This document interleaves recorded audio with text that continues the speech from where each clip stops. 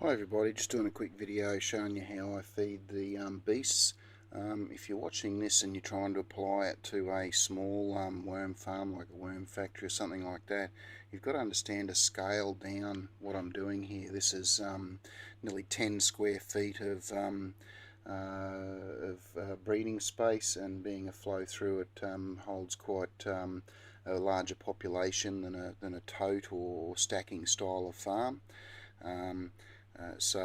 The area that I'm feeding here is probably about an eighth of the whole surface of the farm. So you'd never cover a small worm farm in as much food as I'm putting here, otherwise you'll basically just kill the worms.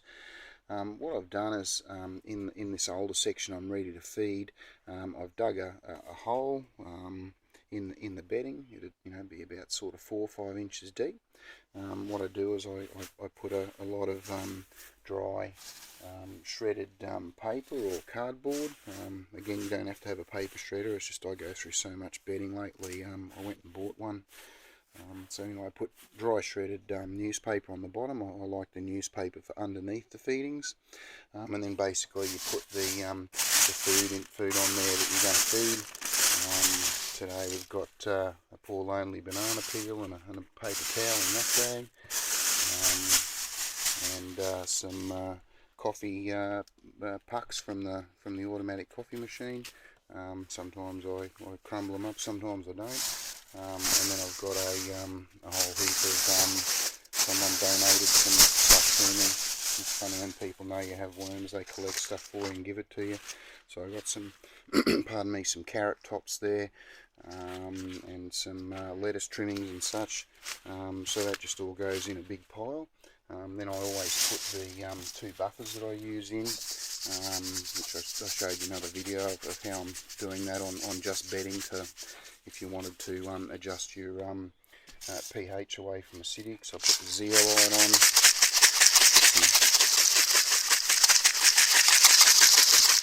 put some dolomite on there as well, and then basically I water that in. So it also creates more moisture in the spot of where the food's going to be decomposing. So the worms they seem to be attracted by moisture. And then basically you just lightly cover the food with bedding, so that it restricts the access of flies and whatnot to the food. Also stops it smelling so much, and keeps it under the bedding where the worms can access it quite freely. So basically that's how you do a feeding. If the farm was particularly dry at this time, which these big flow-throughs tend to be on the dry side, I would put a little bit more water on top of the bedding that I just covered the feed with. And again, just to show the densities in this flow-through with the bedding mix that I use of 50% cardboard, 50% well-aged grass clippings.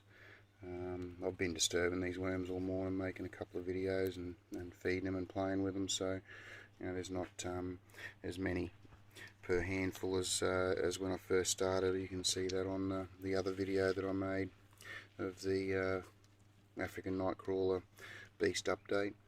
Thanks for watching my video.